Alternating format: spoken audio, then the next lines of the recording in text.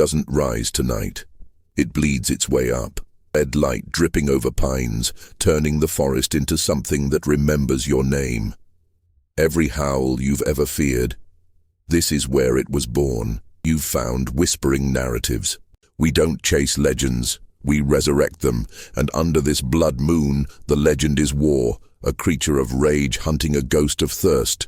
One werewolf, one vampire, no witnesses, only the moon deciding who deserves to survive the night. Keep your lights low and listen. This is the story of the blood moon duel. Under a sky the color of dried blood, the full moon didn't rise so much as take possession. It clawed up the clouds and pinned the mountain beneath it, a hunter's eye opening after too long a sleep.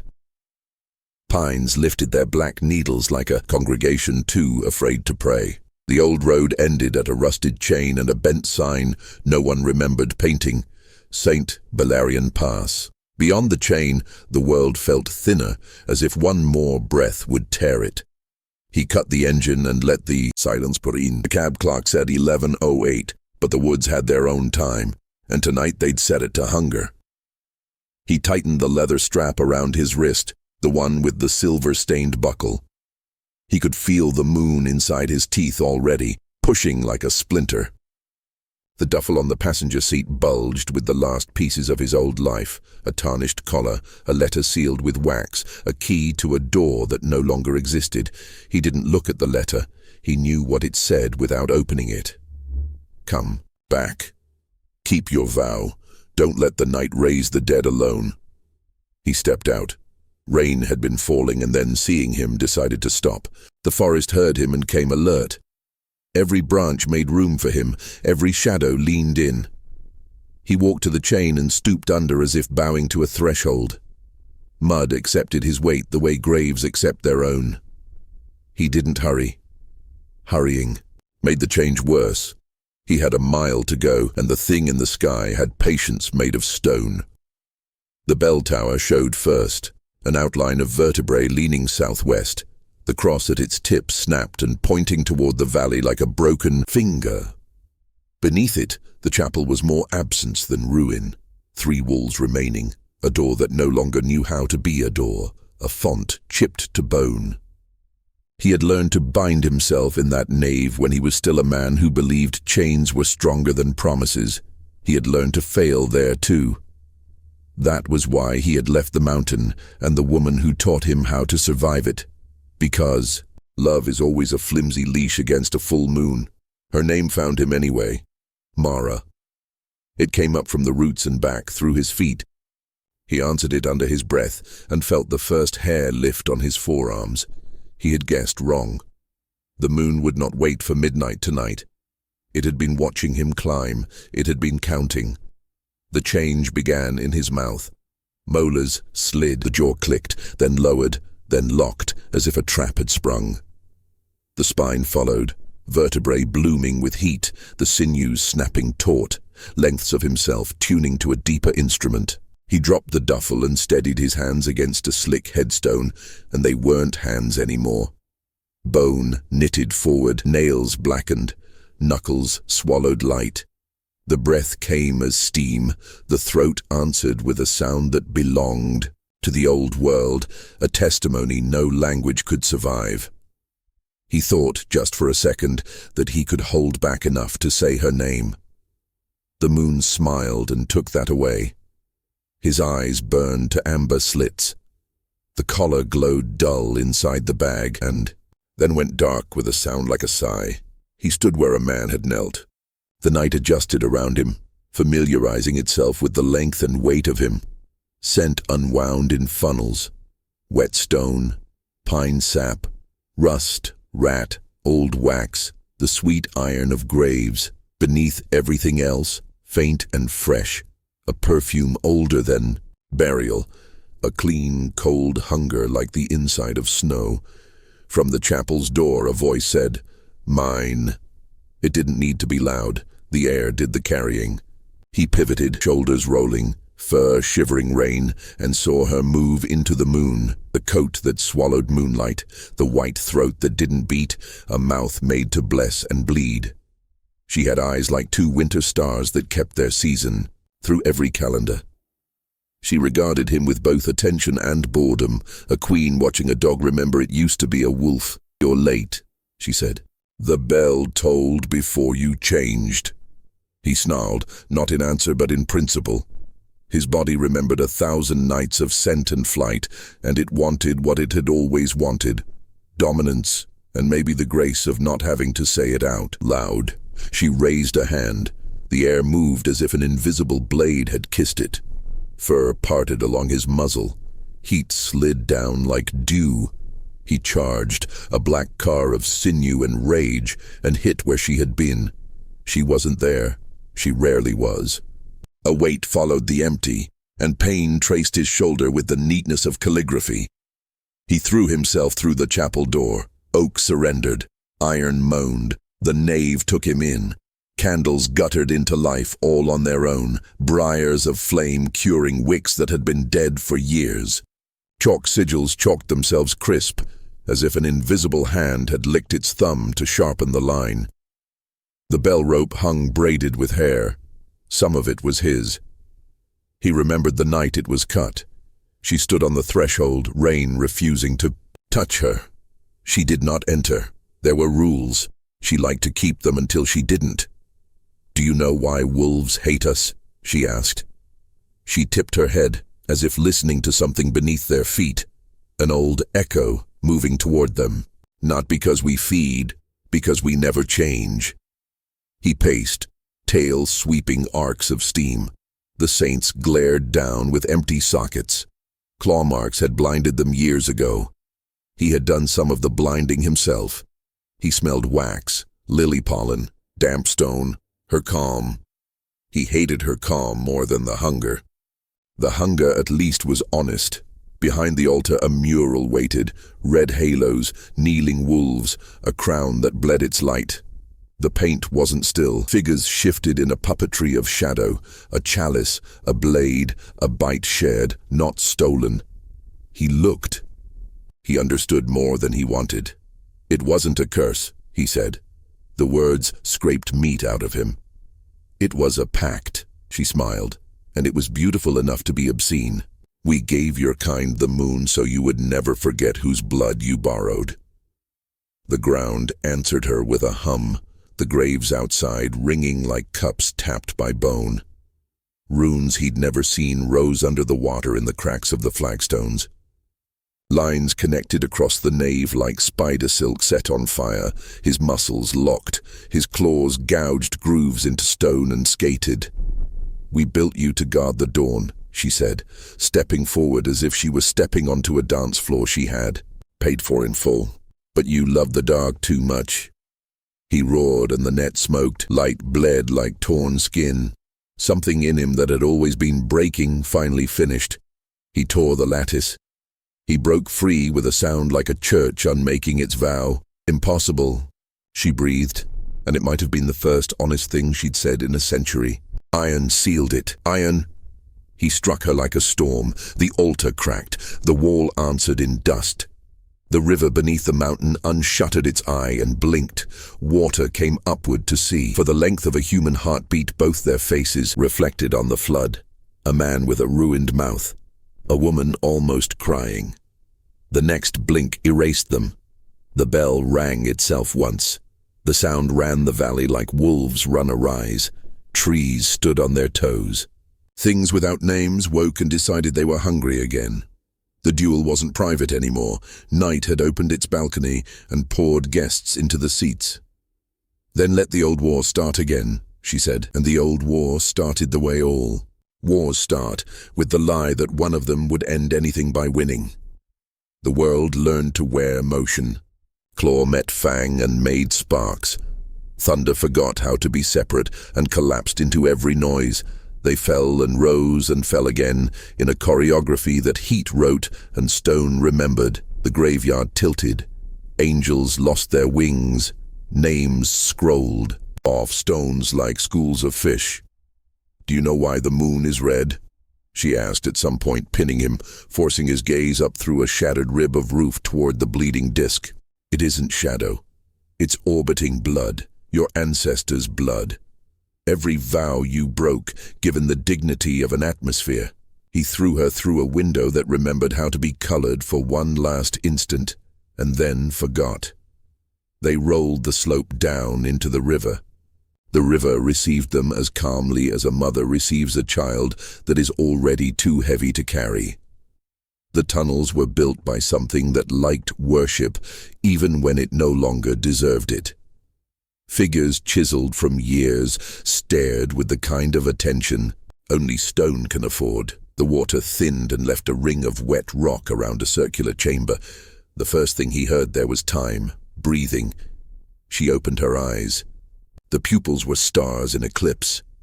He pulled himself upright. His fur was slicked to iron combings. The walls relaxed their shoulders and let the old writing show.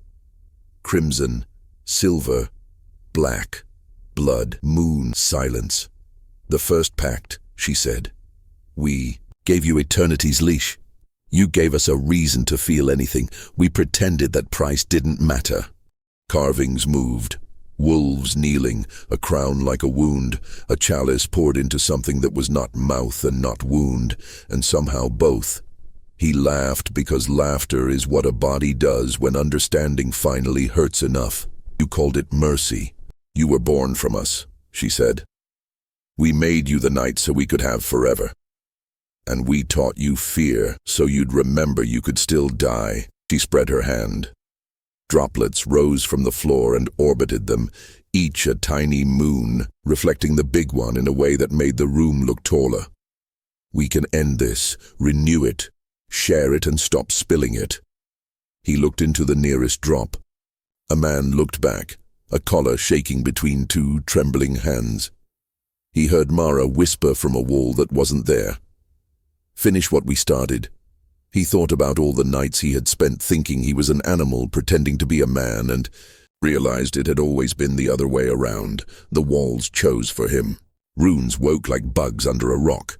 A sigil formed at their feet, half moon, half fang, symmetrical the way the most dangerous things always are.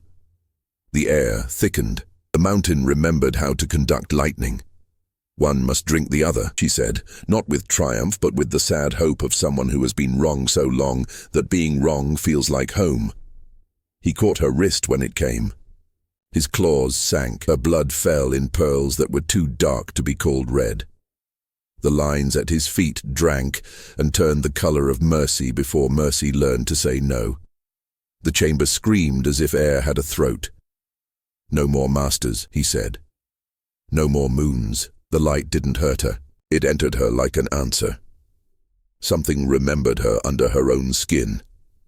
Veins lit, shadows unfolded wings. The face that had watched centuries pass without flinching softened. He watched the old world stutter in its own throat. She's not dying, he said under his breath. She's remembering. The river came back, swallowing the sigil. They collapsed side by side, lit from different directions and finally understanding that lighting is a lie. Far above, the bell tower articulated a groan, as if it had found the right sentence to describe itself. Reunion, not renewal. The old pledge stopped being two voices and learned how to be one. When they rose together, not as two. The hyphen between them learned how to stand. A creature stepped out of the steam wearing both of their signatures, taller, denser, eyes that ate light and then decided which to put back. Fur that was at the same time smoke. Teeth that could be a smile from far enough away if you were brave and foolish. The night loved it the way a storm loves a shore. The moon dilated. The clouds arranged themselves into a pupil and stared. It roared, and you could find language woven into that sound if you had ever loved anything enough to lose it. The bell tried for one last toll and broke its own jaw. The creature leapt and came to ground, just shy of dawn. Everything that could kneel did. No appetite, no lust. Just a clarity that cut the world into what would stay and what wouldn't. The graves had stopped whispering, but one stone had learned to say a new name. Born of blood and moon. He touched it.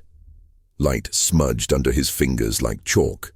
He thought of Mara and the way she had taught him to put his head in her lap and let his breathing borrow hers, until the night remembered how to be smaller than two people in a room. "It's done," he said. "You can rest." A puddle beside. The stone smiled when he didn't. A laugh came from behind him and landed softly. He turned. The mist made room for a silhouette that walked like it was the first one to ever walk here. And the last one, who would. Her eyes were frost-lit from within. "The vampire never killed me," she said. "It folded me into the vow and gave me to the mountain to keep." He reached without meaning to, the way a hand reaches for fire when it wants to prove it still can. She shook her head, and the flowers beneath her feet learned how quickly seasons can change. "You weren't meant to beat him," she said. "You were meant to replace him." He understood that he was the verb in a sentence that the moon had been writing for 1,000 years. He understood why hunger had always tasted like memory. He understood the kinds of promises only blood can read. She lifted her hand. The air drew a circle that tightened and brightened and dimmed the stars for a scale of seconds that felt like months. "Keeper," she said, and the word made a new kind of ache under his ribs. He took her hand. The clearing filled with a note too high for anything that needs lungs. He felt his own throat shaping it.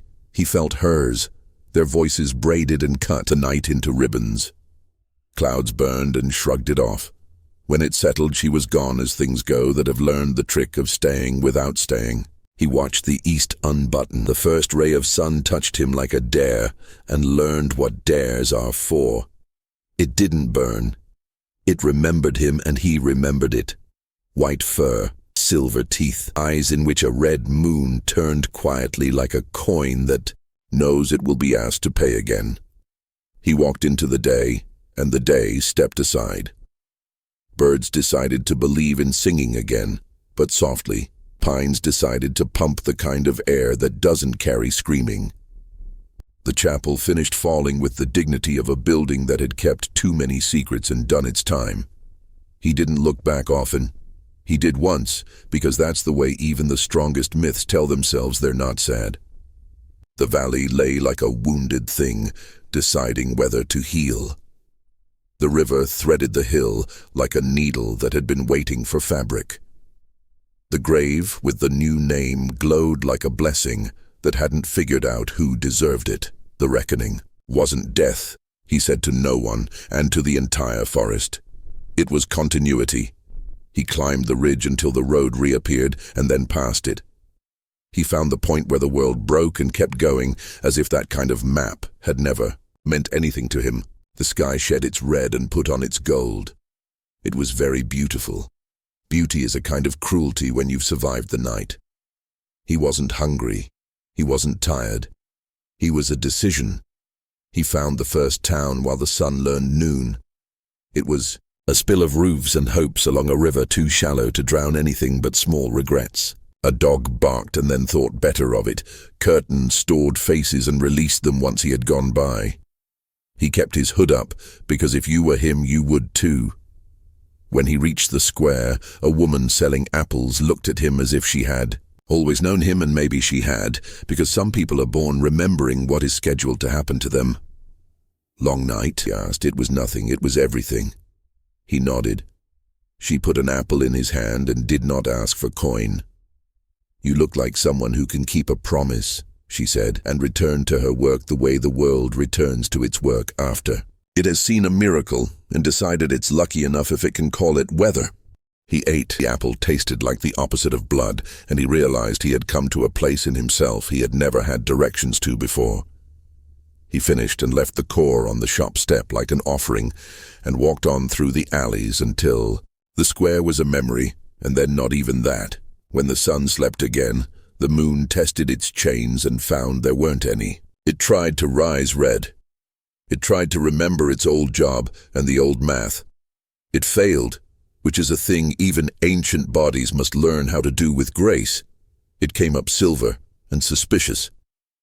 He returned to the mountain with the quiet that people use when they put a child to bed in a house where the floorboards always speak. The graves didn't whisper anymore. They breathed. The chapel had become a thoughtful pile. The bell lay like a broken tooth in the grass, and he put a hand on it and felt it miss being a bell. He, too, missed being something he could name. He accepted. That missing is part of what love buys and offers back. He walked to the spot where his collar had burned and vanished. He knelt where he had learned to kneel and found that his knees did not know how to make that angle anymore. He laughed and let it be. He placed the apple seeds he had saved into the wet earth beside the stone with the new name. Grow, he said, and meant the tree and meant himself and meant the world that would have to live with both. The wind answered with nothing, which meant yes. On the edge of hearing, on a frequency that only vows and wolves can carry, a voice he knew better than his own said, "Keep going." He did. He crossed valleys. He taught the sun that shade can be faithful. He taught the moon that hunger can be taught manners. Night after night, the tide of blood ran up the sky and then down again, and he stood like a jetty the storm wanted and could not move. He met others, a woman with iron eyes and scars on her wrists who slept in a church doorway and woke laughing. A boy who did not fear storms because he called them by name and they answered like dogs. A hunter who threw down all his silver because it had never saved him from anything he actually needed to survive. He left each with a sentence he didn't remember choosing, and then kept walking. Sometimes he dreamed. In the dream, he was only a man on the floor of a nave, listening to a bell decide whether it had anything left to say. Mara sat beside him and combed his hair with hands that were sometimes hands and sometimes moonlight. He told her about how the river had started to run clean where miners had failed to poison it, and how a village had planted wheat where it had planted fear, and how the night had learned to step back a little when the baby in the house cried the way babies do when they don't know yet which gods to be afraid of. "You're doing it," she said. "You're keeping your promise. I am the promise," he said, and woke with the salt of it on his tongue. One winter, the mountain wore a crown the color of forgiveness. He climbed to the tower stump, because that was still where the world started for him. The valley engraved itself in ice. The moon came up fat and suspicious again, and found him watching and decided to try something else. He howled, not rage, not claim, not the old thing with its old, sharp teeth. He howled like a map opening. He howled like a hand extended, palm up. The sound ran to ground in every place that had ever known fear, and then rose like a mist from the people, who decided they had been enough of a meal. Something moved in the distance. It wasn't a beast, it wasn't a man. It was a line of torches that stayed lit in snow without complaining. They came to the base of the ruin. They put the torches in the earth, and the light stayed without consuming anything, which is a trick we could all stand to learn. They did not speak to him. They bowed to the place and to the quiet and to their own fear without letting it ride their backs anymore. He bowed to them in return, because that's how you begin anything worth having. The bell rang. It couldn't. It did. The sound was thin and sad and brave, which is the only way anything sings after it's been broken and learned not to apologize for it. The people in the snow lifted their faces as if it were rain. Some cried, some laughed as if crying had been a habit they were trying to break. He stepped back into the trees because sometimes the most loving thing you can do for people is leave them with their own fire. He went down the mountain. He did not look behind him. That is not the same thing as not caring. When spring found the grave, the seeds had learned the work. A sapling stood almost outrageous in its tender green. He pressed his palm to its thin bark and felt a future run through him like a rumor with better manners. He rested his forehead against it and closed his eyes and understood that the world would not stop taking, but he would not stop giving it something it didn't know how to pay back. On a night when rain glued stars to the road and the moon took a night off from being an eye, he found a river town lower than maps like to admit. On a bridge, something in a coat leaned too far over the rail. He put a hand on a shoulder and said a name that wasn't theirs, and they stepped back and he kept his hand there until their breathing matched the water. When they finally went home, they didn't look at him. They didn't need to. Some salvations should be nameless. He waited until the bridge had nothing left to be afraid of and then walked on. He didn't know where he was going in a way that would satisfy a person with a paper map. He knew in the other way. On the hottest night of a summer that felt like a dare, he crossed a plain that any sane thing would have called elsewhere. The air fell asleep, standing up. Crickets ran the choir without supervision. The moon rose thin and clever. He lifted his head to it in a greeting between craftsmen. It raised its chin back. A shape stepped out of the dark with bad manners and good teeth. Another followed with a smell that said it had once worn a name that started with saint and ended in a grave it dug itself. He didn't pity either. Pity is just condescension in a pretty dress. He waited, they circled. They made the mistake of believing what they were was enough. When it was done, the plain remembered how to be a road. He wiped a smear of nothing off his sleeve. He watched the stars shift places like gossip that turned true. He said Mara's name, and it tasted like clean water. The moon waxed and waned and learned to mind its temper. The sun learned to mind its pride. The world did what it always does, broke, healed, broke differently. He kept walking. He slept under roofs sometimes, but more often under the ongoing of things. He learned the songs that wind makes in a dozen kinds of grass. He learned which creeks tell the truth and which need to be coaxed. He learned that monsters are just the names we give to the lessons we didn't volunteer to learn. One autumn, when the valley wore rust like a bruise that had decided to look good, he returned to the mountain and found apples fallen beneath a tree whose trunk had learned the size of his arm. He bit one and couldn't decide if sweetness counts as a lie or as mercy. He sat on the stone that had once been a step and watched the evening take its time. He didn't need to guard anymore. He watched anyway. Habit is what vows do when the person who made them has gone to sleep. Dark came polite and then more honest. The moon rose respectable. He smiled at it. It did not sulk. Somewhere out past the pines, a wolf howled because that's what wolves do. Somewhere nearer, something with old fangs muttered to itself and decided not to. He leaned back until the sky filled the places where grief usually stood. He thought of bells that had rung when they were not supposed to, and people who learned how to plant where fear had taught them to barricade. He thought of the part of himself that used to count days to the change and the part that now counted something else, and found both correct. The wind moved through the ruin and made a sound like a choir that wanted to be humble. The wood of the old door whispered a word it had practiced, home.